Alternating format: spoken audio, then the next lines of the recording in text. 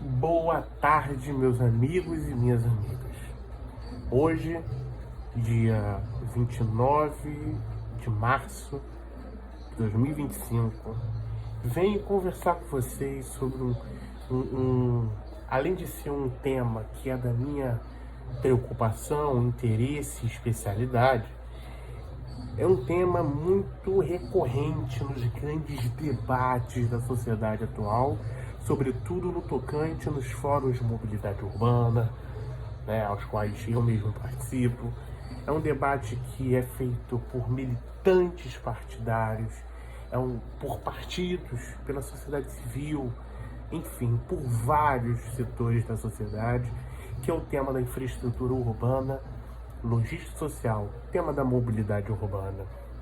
Meus amigos, é preciso entendermos que para que vençamos os dois maiores problemas hoje, quer dizer, os três maiores problemas hoje de mobilidade urbana na sociedade brasileira, a gente vai precisar ter compromisso político e união das pessoas.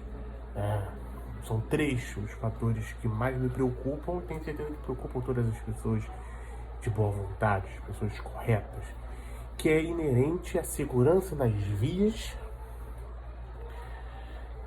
a necessária redução das tarifas, porque as tarifas estão do transporte, né, excetuando aqueles, né, que são isentos, né, os idosos, mas assim, do trabalhador mesmo, que é as tarifas são altas, né, e a gente necessita ter um plano de redução dessas tarifas, um plano de redução da insegurança nas vias e também uma precária rede de financiamento tarifário, né, de receita para financiar o sistema de infraestrutura urbana, logística e social, a mobilidade urbana. Precisamos, nessa crise do padrão de financiamento do setor público, aumentar as fontes de financiamento, as famosas receitas extratarifárias, né? Receitas extratarifárias que necessitam impreterivelmente de uma diversificação de fontes financeiras. A gente não pode contar apenas, como é hoje, com apenas uma receita para bancar todo o sistema de transporte, que é a tarifa paga pelo usuário, né? A gente precisa ter alternativas de receita, a gente precisa ter, sobretudo, um maior conjunto de políticas públicas que, além do investimento, por exemplo, existe hoje o debate da CID municipal, a contribuição de intervenção sobre o domínio econômico municipal, a criação, né, disso.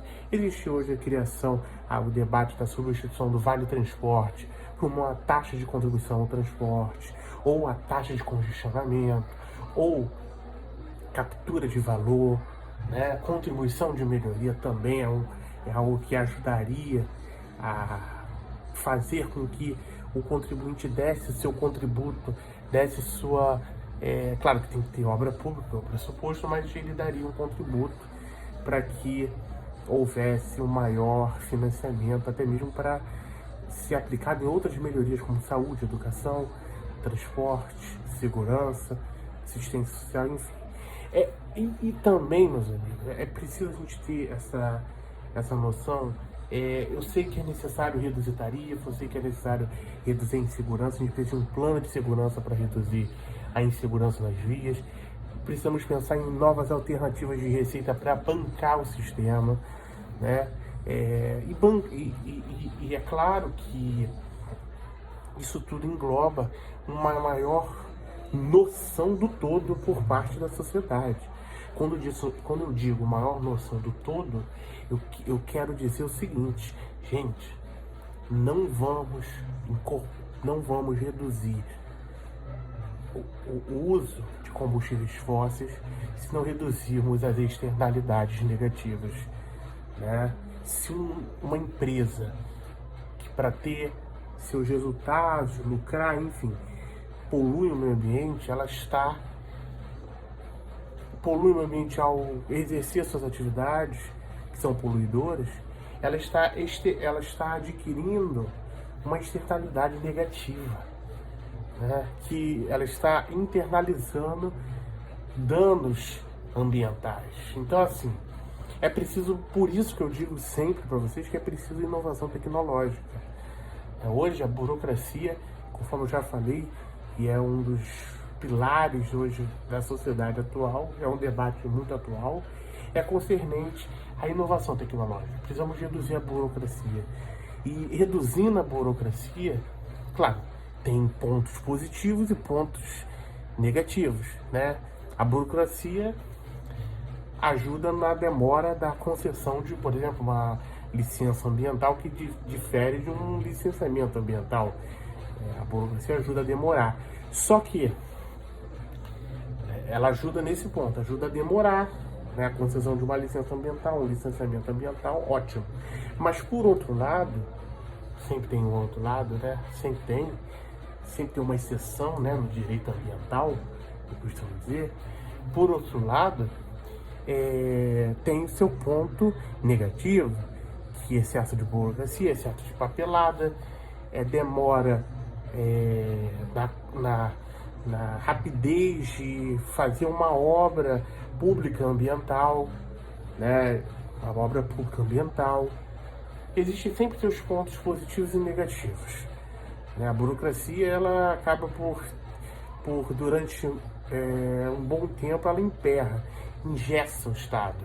A gente sabe que o Estado ele é muito engessado, né? Ele tem a questão da discricionariedade, tem despesas discricionárias, além de despesas discricionárias, ele tem despesas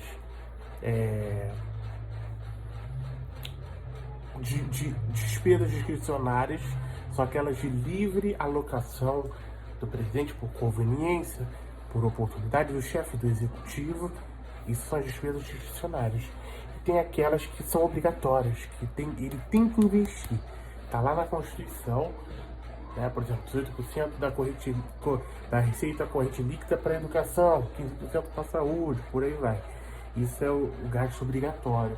Mas, gente, é preciso entender que tecnologia, ela ajuda justamente a evitar a papelada, a desburocratizar. Precisamos de um plano de desburocratização que já está sendo colocado em marcha. Muitos cartórios têm retirado a necessidade de, por exemplo, reconhecer firma, né, de documentos, em alguns casos, né, vários casos. A tecnologia já está vindo, já está ficando, já veio para ficar em muitos setores, órgãos públicos no Brasil. Mas é preciso a gente ter aquela consciência de que é preciso a gente ter consciência ambiental, né? Quando eu digo consciência ambiental, eu não digo aquela consciência ambiental de simplesmente vamos fazer políticas públicas ambientais bem elaboradas ou leis ambientais sólidas, não. É preciso, antes de tudo, termos órgãos ambientais fortes, órgãos ambientais que executem um direito humano fundamental à vida, que é o meio ambiente ecologicamente equilibrado. Então, é preciso a gente ter essa consciência. É preciso a gente ter aquela consciência ambiental, humana, sobretudo, de que os direitos a uma sadia qualidade de vida, a noção de distribuição de recursos, de desenvolvimento partilhado, de busca por união entre as mais diversas esferas, perpassa de forma inequívoca pela participação também da sociedade.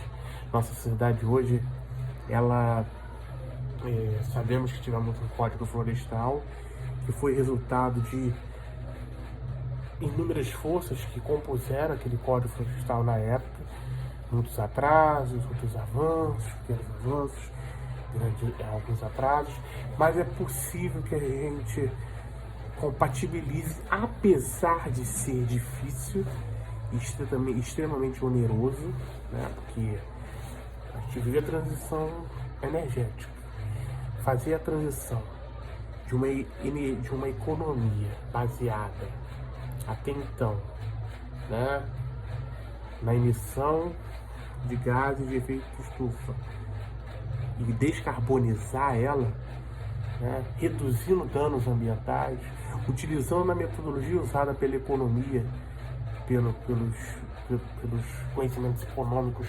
para quantificar o dano, né, preservar o meio ambiente, salvando vidas. É essencial a gente também valorizar, né, o conhecimento técnico inerente a tudo isso, né, a licença ambiental, né, a licença, por exemplo, a licença de operação, né, que a gente sabe que tem várias condicionalidades para a gente, para o órgão público conceder, por exemplo, uma licença de operação. É lá que você vê as condicionalidades, as condições, os primeiros requisitos. Tem outros também, outros tipos de licença, mas isso não cabe aqui nesse vídeo. Eu só quero esclarecer a todos vocês. Vamos pensar bem.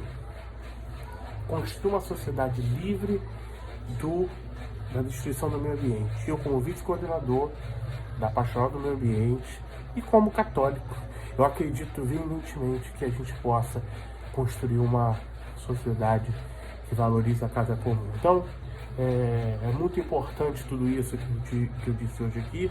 Vamos pensar que a burocracia tem seu lado negativo, mas também tem seu lado positivo, como tudo na vida, realmente em termos de tecnológicos, em termos ambientais, e pensar que não vamos sair dessa situação que a gente vive hoje sem união de todo mundo. Sem união e consciência crítica. Consciência crítica de fomentar as transformações que a gente quer ver propiciada à sociedade, né? Sobretudo em temas de infraestrutura de urbana, logística e transporte. Porque eu sempre digo isso, quando a gente quer fazer um desenvolvimento a longo prazo, um crescimento sustentável, investir em mobilidade, fazer aquilo tudo que eu falei lá no início para vocês, reduzir tarifa, investir em receitas extratarifárias, reduzir a insegurança nas vias, diversificar a matriz de receitas fiscais para contribuir para o financiamento do sistema e que esse financiamento não prejudique o meio ambiente, isso tudo entra no debate. Então, muito obrigado.